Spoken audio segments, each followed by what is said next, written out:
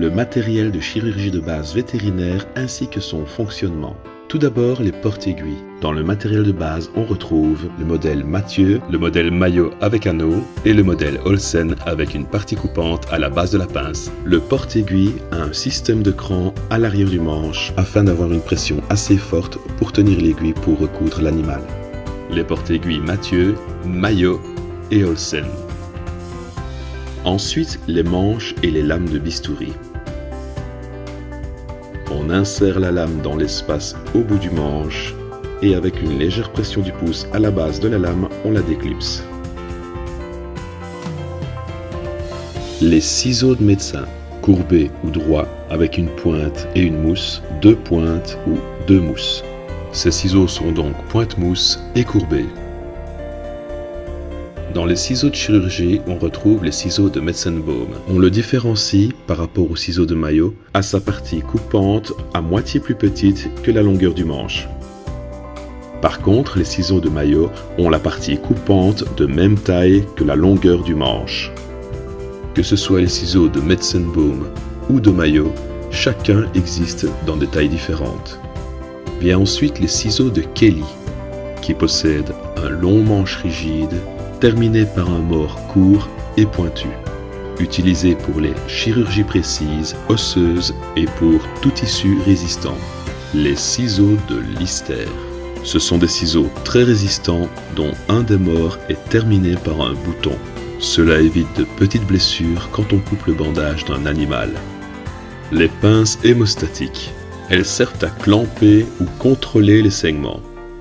La plus petite porte le nom de Mosquito. Elles peuvent être droites ou courbes et sont utilisées principalement pour les chats et les chiennes de petite taille en vue d'une stérilisation. La pince hémostatique Péan est plus grande et résistante que la Mosquito, toutes deux avec un système de cran à l'arrière du manche. Ici c'est le modèle droit et ici un modèle courbé. La pince hémostatique Mosquito et la pince hémostatique Péan. La pince hémostatique cochère ou Péan à dents de souris. On l'utilise pour la préhension de fragments d'os par exemple. La pince hémostatique O'Shaughnessy est une pince courbée utilisée dans la stérilisation de chiennes de plus grande taille. La pince d'Alice, utilisée pour l'appréhension des fascias, des tissus sous-cutanés et pour vérifier les ligatures. La pince de Babcock, utilisée surtout pour la préhension des viscères sans les altérer.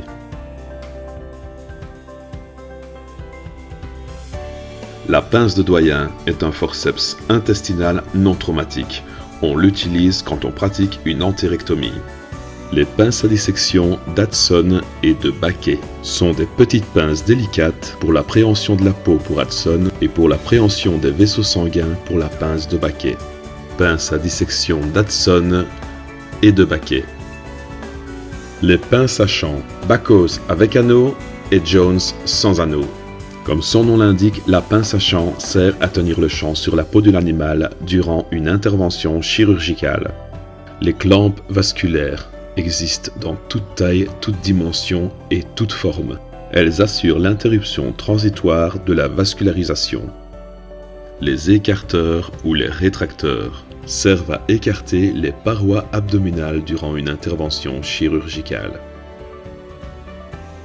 Les rétracteurs autostatiques, ici c'est le modèle Gelpi. La sonde cannelée est composée d'une canule qui, une fois insérée sous la peau de l'animal, permet de guider les ciseaux et de découper la peau de l'animal sans abîmer les organes.